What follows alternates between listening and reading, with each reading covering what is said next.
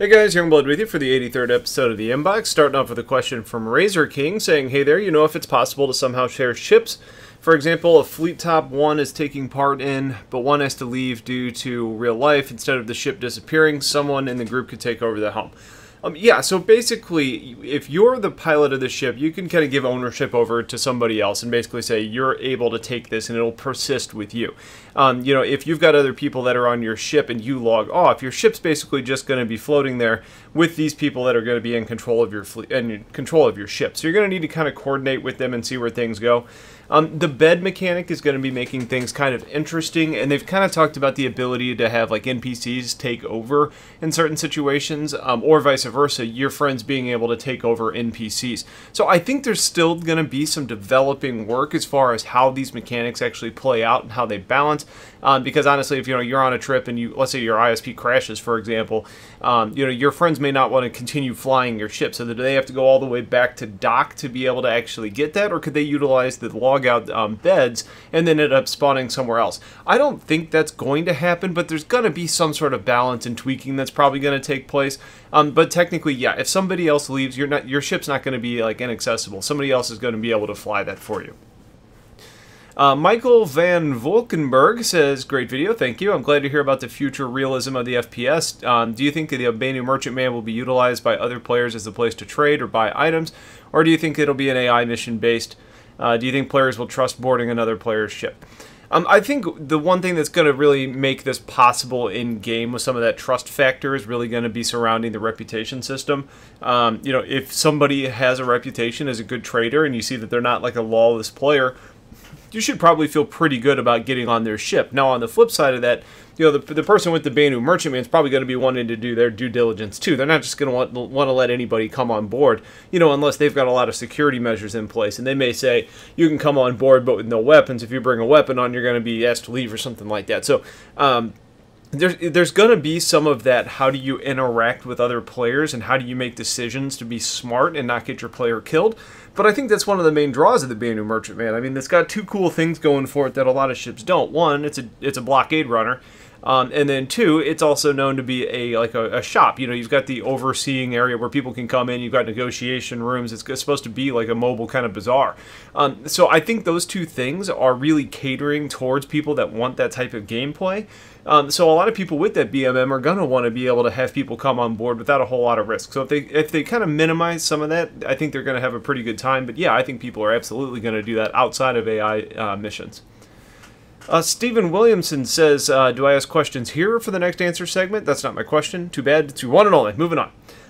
No, but seriously, will there be a mechanic in game as a member operating a ship and a traveling fleet, allowing your ship to stay with the fleet during the time you're logged off, or will you have to catch up with them once you're back in game?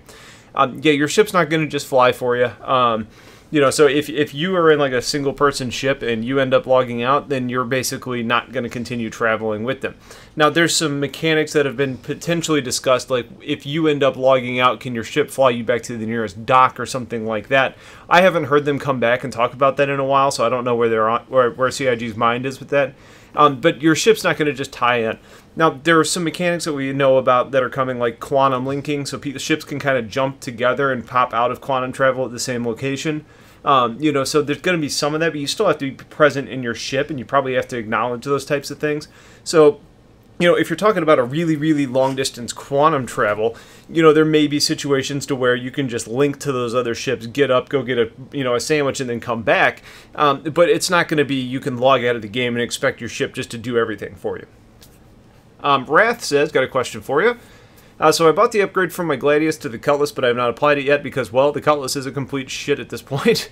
When 3.0 rolls around for the new Cutlass comes out, I'm expecting it to increase in price. Will my upgrade still work, or will I need to pay extra? So it is a confirmed increase in price for the new Cutlass. That being said, if you have that upgrade as an active item in your hangar or in your inventory, you're not going to have to pay more. However, if you've melted that, it's now sitting in buyback and the price increases, you're going to have to buy it back at that new cost. So yeah, as long as you keep it just sitting there available to be used at any time, you'll be fine. Samuel Ward says, hey STL, love the informative videos, thank you. What would be a better loadout as far as size comparison goes? 2 size 2 weapons or a single size 3? For example, having 2 Badgers or 1 Panther. Well, technically, the two Badgers have a higher DPS when combined than one Panther. That being said, there's other factors that you need to consider, like probably increased heat production, probably increased power requirements. You know, and then, you know, would you rather be able to just really focus in on each one of your shots doing more damage, or having more shots combining to give you more damage? You know, you're really talking about, you know, 3 projectiles versus 6. So when you kind of start, I guess, laying that all out, there's some attractive ideas between having 2 smaller weapons, primarily when you're thinking about dealing with really fast and small ships, because you're going to be putting more things. And even though like the kind of cone in the target that they're taking is basically going to have the same pip, there's still just more, I guess, projectiles going down range, probably increasing your possibility to get some damage. Each shot, though, isn't going to be doing as much. Now, once we get the ability to really kind of put in things like dual linking, I think we'll get a lot more ideas and a better feel for how this is going to impact gameplays. But I personally would probably opt for the one larger size weapon than the 2 smaller, even with the DPS considerations, because I think there's going to be more with like the heat production, power, cooling, and all of those types of things that are probably going to restrict you a little bit. Dominic D'Angelo says, I have a question. What's the point of more stealthy components over maybe better but louder stuff? Will it delay when you're picked up on radar or make you harder to track, etc.? Yeah, it's basically both of those things. You know, if you're not wanting to be pestered by, you know, pirates, not being detected is the easiest way to do it. If you're wanting to sneak up on people, not being detected is the easiest way to do it. If somebody fires a missile at you and you have a lower signature, it's going to be easier to break that lock. It's probably also going to take increased amount of time for that missile to actually lock onto you, and it may be giving you a further range before that, or they have to make it closer to you before that'll actually lock on. So there's a lot of benefits there. Also, with the stealthier components, they're probably going to be lower powered and lower output, which also probably means that you might be a little bit more efficient as well. And our last 2 questions are patron questions, starting off with Sketchies. Will LTI be attached to all parts of the ship if removed? Shields, weapons, PSU, etc.? If so, how will they handle ship replacements and fraud? So I think what you're getting at is, you know, could you take out, you know, your shields and your weapons, go out there, intentionally get destroyed, have your ship end up being returned to you, and then have all those components so you've got redundancy and doubles and the replacements? I think what's going to happen is it's probably going to say, you've got LTI on this ship and these components, but there's probably going to be a record of what was lost when your ship was destroyed.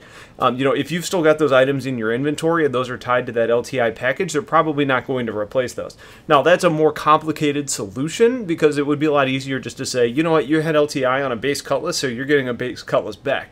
So maybe there is an opportunity for fraud there, but hopefully not. And I think there's going to be ways that they can actually track all of that.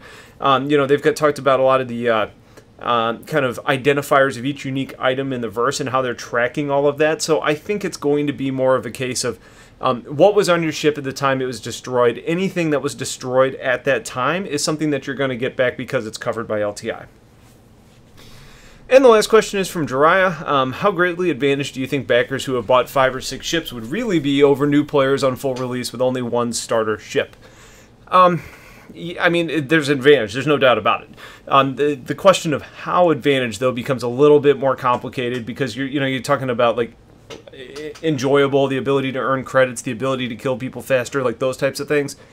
You know, where I see the value is in the versatility. You know, like let's say you have, you know, somebody that starts off with an Aurora. Well, an Aurora can do a little bit of a lot of things, but if somebody else has a Carrack and a Reclaimer and an Orion and a Polaris and like an M50, you know, then all of a sudden you've got somebody that can do exploration and salvage work and racing and you know, capital ship warfare. That person is able to do a lot more at a larger scale and end up earning more. So, I mean, there's no doubt about it. I mean, getting more ships now is going to open up the options for you to earn more credits and do more things on day one than somebody with a starter ship. Does that person, though, then feel like they don't have the same opportunities to kind of get the accomplishments in game? Maybe. But it kind of also depends on where people value their game time. Does somebody just want to get in and start being really effective on day one? Then that probably makes more sense for them to buy more ships now if they can afford it. Some people want to get in and just experience the game from the beginning with only that starter ship, and those are the people that are going to probably fall into that category, and it should be a rewarding experience for those that aren't actually paying the money. So there's no doubt it's an advantage, but it kind of depends on the person to decide how much of an advantage that really is. So that's it for this episode of The Inbox. I appreciate you guys watching. If you have questions, let me know. Otherwise, stay tuned for more, and have yourselves a wonderful day. Take care.